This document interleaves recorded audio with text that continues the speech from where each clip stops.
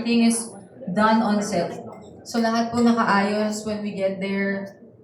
We shoot in a very controlled environment. Pero di ba ang director ay si Direk Dan? Nagkaroon po sila ng international na director, and also the assistant director is from US, from Hollywood po lahat sila. Even the writers, that's why pag maglilinya ka, kailangan talaga po, you have to follow the script.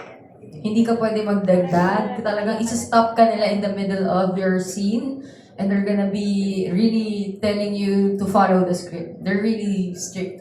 But after that, na-try After that, eto na, kumusta? Kasi Korea naman. So, iniisip ko mag-collab with a Thai actor, si Luke Ishikawa. Yes. So, I was with him. Doon sa Rampa.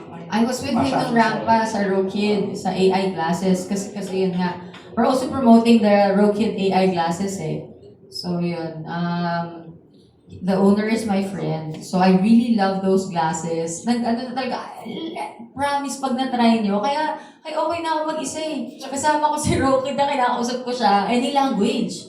Kinakausap ko siya. Kaya enjoy talaga ako. Tsaka Japanese din si Luke. Yes, he's Japanese-American. Though, dun lang he's doing very good in Thailand. So we kind of talked about doing a project together. And that would be great, di ba? Yes. Have you met him that night? No, not yet. Oh, yeah. He's really cool and he's Japanese. Kaya pag-uusapan namin puro anime.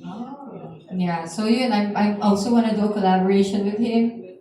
So at least I get to do Korea, Thailand, sana Japanese din. I wanna do something na project with a Japanese actor. I love Takeru Sato. He's Rurouni Kenshin. He did the live action.